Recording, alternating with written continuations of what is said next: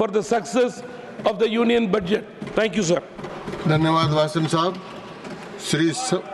श्री शंभू शरण पटेल।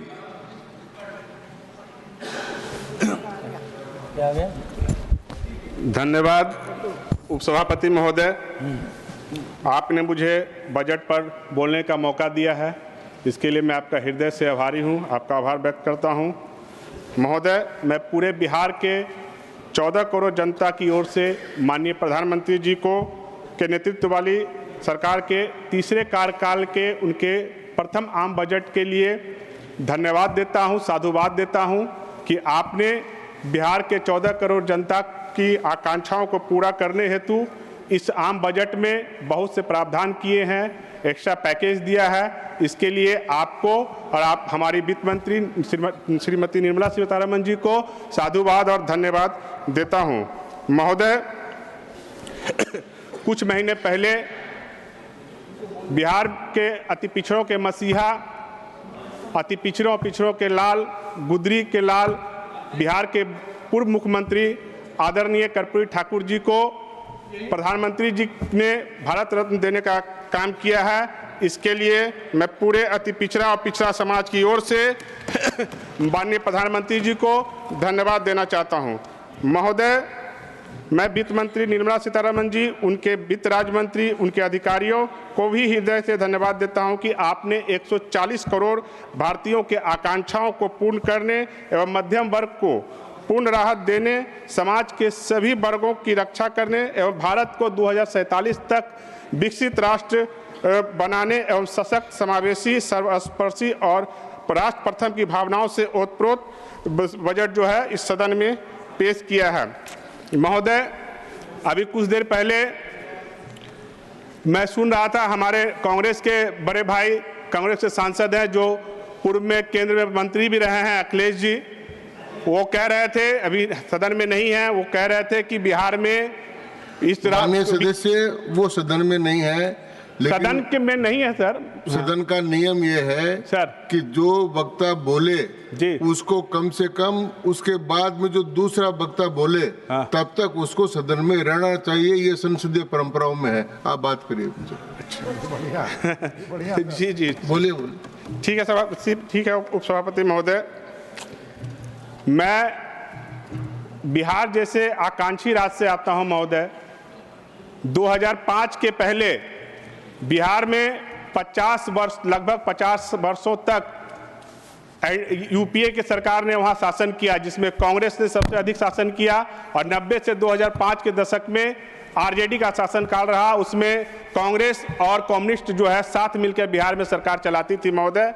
उस कालखंड को, हम तो बहुत छोटे थे, लेकिन उस कालखंड को जब हमारे घर के बुजुर्ग, जब हमारे घर के लोग बताते हैं तो सुन के रूह कांप जाता है महोदय। वहाँ उस समय जो हाईकोर्ट को भी ये बोलना पड़ा था कि बिहार में जो है ये शासन नहीं, यहाँ जंगल राज है, और उस जंगल राज के पुरोधा कांग्रेस और आरजेडी वाले हम लोगों को, भारतीय जनता पार्टी वाले को नसीहत देने का काम करते हैं महोदय।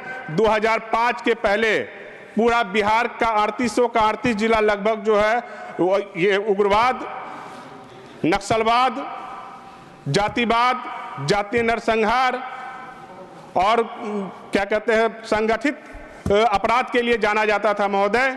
और 2005 के बाद जब भारतीय जनता पार्टी और एनडीए की सरकार बिहार में जब से आई है, अभी तक बिहार में सुशासन का राज है। अब कोई यह नहीं बोल सकता है कि हम अपराध करके बच जाएंगे, या तो अपराधी वहां मारे गए, या तो जेल के सलाखों के पीछे हैं, या तो अपराध छोड़कर समाज के मुख्य धारा में आ गए हैं महोदय। अखिलेश जी ने कहा कि बिहार में इस बजट को कुछ नहीं दिया गया है, तो मैं उनको यह सदन के माध्यम से, चूंकि हमारे वो बड़े भाई हैं, हमारे बिहार से ही राज्यसभा के सांसद हैं, उनको या तो उनको अपने एलओपी पे विश्वास नहीं है। माननीय खड़गे जी ने जब बजट भाषण हुआ तो उसमें कहा था कि यह तो बजट लगता है सिर्फ बिहार के लिए है, या तो वो पहले आपस में फैसला कर लें माननीय अखिलेश जी कि वो खड़गे जी और अपने राष्ट्रीय अध्यक्ष जी के साथ हैं या नहीं है, वह उनके बातों से वो इत्तेफाक रखते हैं कि नहीं रखते हैं। 2005 के पहले महोदय 2014 में जब हमारे नरेंद्र मोदी जी की सरकार बनी उसके पहले महोदय बिहार में सिर्फ एक एयरपोर्ट था, वो जयप्रकाश नारायण हवाई अड्डा। आज 2014 के बाद बिहार में दरभंगा जैसे जो मतलब बिहार का, उत्तर बिहार का एक रीढ़ है, मिथिला की राजधानी है, वहां पे उन्होंने दरभंगा एयरपोर्ट देने का काम किया है महोदय। अगर ये विकास उनको नहीं दिखती है तो उसमें मुझे कुछ नहीं कहना है महोदय। आज़ादी के बाद से पूरे ये सिर्फ 7 एम्स था महोदय, उस 7 एम्स में 6 एम्स जो है माननीय पूज्य अटल बिहारी वाजपेयी जी के समय में बना, और अभी पूरे हिंदुस्तान में 23 एम्स है महोदय, जिसमें 2 एम्स सिर्फ बिहार को भारत सरकार ने, अब नरेंद्र मोदी जी ने देने का काम किया। अगर यह विकास कांग्रेसियों को और आरजेडी वालों को नहीं समझ में आता है तो इससे मुझे कुछ नहीं कहना है महोदय। पूरे बिहार में गंगा ब्रिज, बिहार को 2 भागों में बांटा जाता है, उत्तर बिहार और दक्षिण बिहार। उत्तर बिहार में जो है जोड़ने के लिए सिर्फ एक हाजीपुर से होते हुए जो राजेंद्र सेतु पुल था महोदय, जो 1980 के दशक में बना हुआ था, उसके बाद अभी जो है बक्सर, एक पुल जो है बक्सर से उत्तर बिहार को जोड़ने के लिए बक्सर से गंगा ब्रिज पे करोड़ों रुपए की लागत से माननीय नरेंद्र मोदी जी की सरकार में वो ब्रिज बनकर तैयार हुआ महोदय। कोलवर पुल जो कि जिसमें अंग्रेजों के जमाने से ही सोन नदी पे एकमात्र अंग्रेज के जमाने से पुल हुआ करता था, हमारे नरेंद्र मोदी जी की सरकार आने से 2014 के बाद वहां पे करोड़ों की लागत से जो है वो कोलवर का जो ब्रिज बनकर तैयार हुआ है। अगर वो कांग्रेसियों को नहीं दिखता है तो ये हमारा प्रॉब्लम नहीं है, उनके चश्मे का नंबर का बदलाने का जरूरत है महोदय। आप सुन लीजिए महोदय, से बेगूसराय जो को जोड़ने के लिए जो सिमरिया घाट है, जहां अर्ध कुंभ जैसे वहां अर्ध कुंभ का मेला लगता है, वहां राष्ट्र कवि रामधारी सिंह दिनकर जी की जन्मभूमि भी है महोदय, उनको जोड़ने के लिए सिर्फ एक राजेंद्र सेतु था जो कि जर्जर स्थिति में था। अभी करोड़ों की लागत से मोकामा और बेगूसराय को जोड़ने के लिए, जो उस मोकामा से जो बेगूसराय पार करेंगे तो सीधे सीमांचल तक, नेपाल के बॉर्डर और बांग्लादेश के बॉर्डर तक जाने के लिए अभी नरेंद्र मोदी जी की सरकार में वहां करोड़ों की लागत से वहां ब्रिज बना है महोदय। अगर ये विपक्षियों को समझ में नहीं आता है ये बिहार का विकास है तो इसमें मुझे कुछ नहीं कहना है महोदय। मैं अपने प्रधानमंत्री जी को साधुवाद और धन्यवाद देता हूं कि इन्होंने मखाना बोर्ड बनाने का घोषणा किया है। मखाना महोदय जितना खाने में स्वादिष्ट है, जितनी पौष्टिकता उस मखाने में है, उसकी खेती करना उतना ही कठिन, उतना ही ये मुश्किल भरा होता है महोदय। आज मखाना बोर्ड बन जाने से हमारे लाखों मिथिला के किसानों को, लाखों मजदूरों को, लाखों अति पिछड़ों, लाखों दलित समुदाय के लोगों को जो उसमें मजदूरी करते हैं, जो उसमें खेती करते हैं, उनको पूर्ण लाभ मिलेगा। उनका मखाना की लागत का जो है उचित मूल्य मिलने के वजह से उनकी मजदूरी बढ़ेगी, उनका आय बढ़ेगा। इससे हमारे जो मखाना के किसान हैं उनका विकास होगा महोदय। अगर ये उन्होंने कहा कि क्यों नहीं दिए, तो आप तो 50 साल में थे साहब, आप दे देते मखाना बोर्ड बना देते, आप लीची बोर्ड बना देते। आपको किसने रोक रखा था? आखिर दिया, जो भी दिया वो नरेंद्र मोदी जी ने दिया। आपने बिहार को क्या दिया? नक्सलवाद, उग्रवाद, जातिवाद, इसके अलावा आपने कुछ नहीं दिया महोदय। नरेंद्र मोदी जी की सरकार ने बिहटा में करोड़ों की लागत से 500 या 600, मैं एग्जैक्ट उसका मूल्य नहीं जानता हूं, लागत मूल्य, कि 600 बेड का जो ESI हॉस्पिटल दिया है महोदय बिहटा में, जो पटना जो बिहार की राजधानी है, वहाँ मुश्किल से वहाँ से 35 किलोमीटर पे है महोदय। इसके बाद आज़ादी के पहले से कोसी महासेतु बनकर, आजादी के बाद से कोसी को कोई देखने वाला नहीं था। आज उस कोसी को, जो कोसी ब्रिज पे जो है कोसी महासेतु बना है, वो नरेंद्र मोदी जी के कार्यकाल में बना है महोदय। ये अगर विकास अगर विपक्षी को नहीं दिखता है उसमें मुझे कुछ नहीं कहना है महोदय। कोसी कहना, और इस बजट में माननीय वित्त मंत्री जी ने, आप बहुत कुछ कह रहे हैं। क्या सर? कहिए। गलत नहीं बोल रहा हूँ सर, उनको सही बता रहा हूँ, पर बोलते रहिए। वो बोलना है सर। बोलिए। मेरा सर समय बढ़ा दिया है सर, आग्रह है। आप तो बोलिए, पहले जितना समय उतने में तो बोलिए महोदय। माननीय प्रधानमंत्री जी ने, माननीय वित्त मंत्री जी ने इस बजट में मखाना बोर्ड के साथ साथ IIT पटना, पूछिए उनसे, मैं पूछना चाहूँगा उनसे कि उन्होंने पटना को आईआईटी देने का काम क्यों नहीं किया था। आज आईआईटी पटना का विस्तारीकरण करने के लिए वहाँ का जो छात्रावास है उसका डेवलप करने के लिए उन्होंने इस बजट में प्रावधान किया है, तो हमारे विपक्ष के साथियों को बुरा लगता है महोदय। महोदय, आज भारत विश्व की 5वीं सबसे बड़ी अर्थव्यवस्था बन गई है महोदय।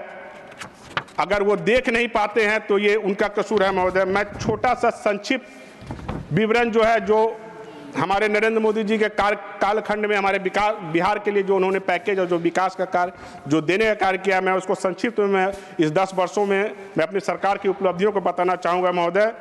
नरेंद्र मोदी जी के सरकार ने के नेतृत्व में पटना में 2 एम्स, आईआईटी पटना, बिहटा में ईएसआई हॉस्पिटल, कोइलवर आरा पुल, बिहटा सरमेरा हाईवे, मोकामा से बेगूसराय जोड़ने के लिए करोड़ों की लागत से पुल सिमरिया घाट का पुल, पटना और हाजीपुर होते को जोड़ने के लिए, उत्तर बिहार को जोड़ने के 3 नए ब्रिज।